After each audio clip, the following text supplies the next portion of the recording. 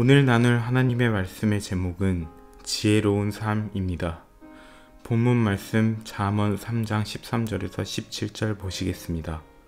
잠언 3장 13절에서 17절입니다. 지혜를 찾는 자와 명철을 얻는 자는 행복하니 지혜를 거래하는 것이 은을 거래하는 것보다 나으며 그것의 이익이 정금보다 나으니라. 지혜는 루비보다 귀하니 내가 바랄 수 있는 모든 것이 그것과 비교될 수 없도다. 지혜의 오른손에는 많은 날이 있고 지혜의 왼손에는 재물과 명예가 있나니 지혜의 길들은 즐거운 길이요 지혜의 모든 행로는 화평이니라. 이 세상엔 누구나 지혜로운 사람이 되고 싶어 합니다. 그래서 어떤 사람들은 지식이 많으면 지혜로울 것이라는 생각에 많은 지식을 쌓는 사람들도 있습니다.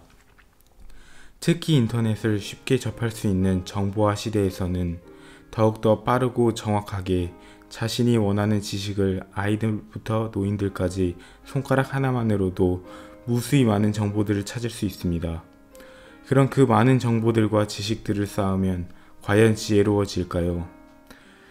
우리의 주변을 살펴보면 세상의 지식을 가진 사람일수록 누구보다 교만하며 이기적이며 겸손함을 찾아보기 힘듭니다.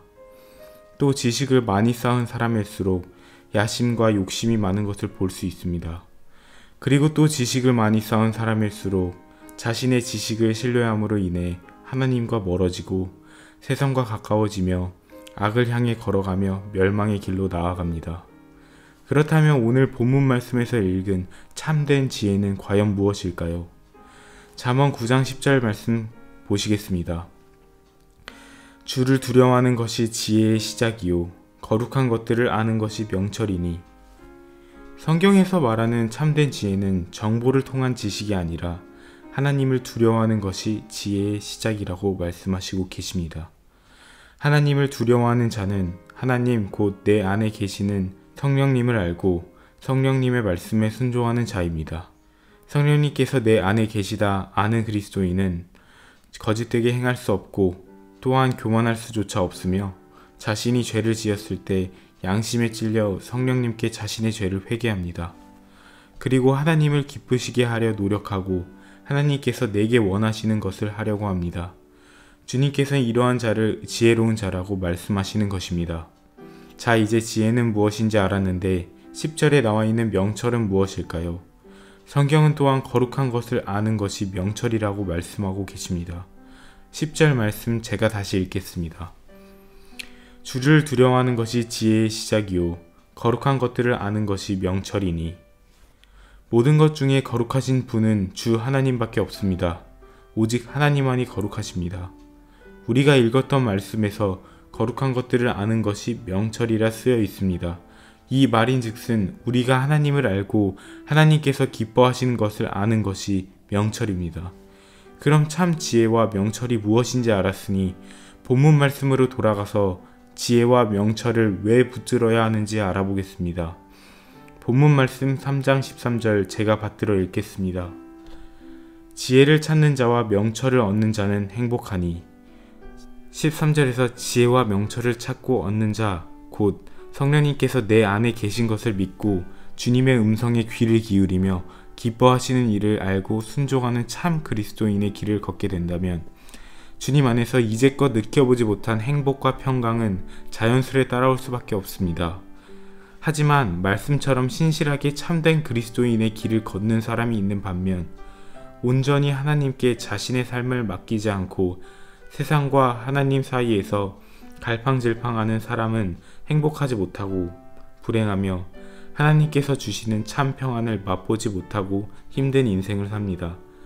이 말씀을 듣는 성도 여러분들은 주님께 내 모든 것을 맡기며 행복하고 평안하게 주님 안에서 사는 지혜로운 삶을 살기 원합니다. 또한 본문 말씀 14절 15절 말씀에서 지혜의 유익이 얼마나 큰지에 대해 말씀해 주시고 계십니다.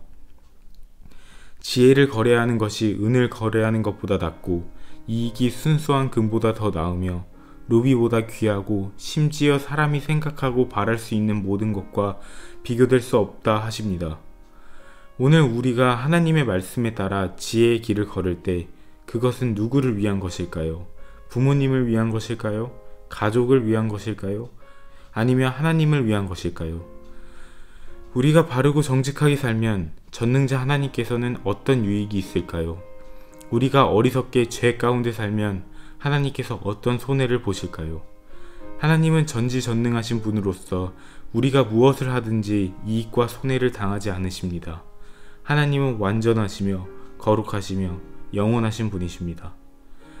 그리고 또한 16절, 17절 말씀에서도 이렇게 말씀하시고 계십니다.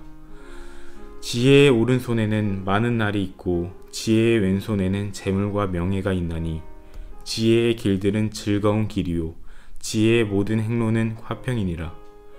이처럼 지혜의 길을 걷는 것, 곧 내 안에 계시는 성령님을 인식하고 성령의 말씀에 순종하면 장수의 축복과 재물의 명예를 아낌없이 쏟아 부어주시고 또한 화평도 자연스레 따라오는 것을 볼 수 있습니다. 세상의 지식으론 지혜롭게 되지 못합니다. 수많은 사람들은 자신의 지식, 돈, 명예 등등 헛된 것들을 의지하고 자신이 지혜롭다 하며 살아갑니다. 오늘 말씀처럼 참된 지혜는 세상 어느 곳에서도 올 수 없고 공허하며 오직 참된 지혜는 주 하나님의 말씀을 읽는 것부터 시작하여 내 안에 계시는 주님이 계시다는 것을 알고 주님의 말씀에 귀를 기울이고 순종하는 그리스도인의 삶을 살면 깊은 평안과 행복을 넘치게 부어주시는 것을 경험할 수 있습니다. 마귀에게 틈을 주지 않고 어떤 풍파와 고난이 와도 오직 주님만 의지하며 경배드리는 참된 그리스도인의 삶을 살기 원합니다. 마지막으로 성경 말씀 잠언 3장 18절 읽겠습니다. 지혜는 그것을 붙잡는 자들에게 생명나무니 그것을 간직하는 자는 다 행복하도다.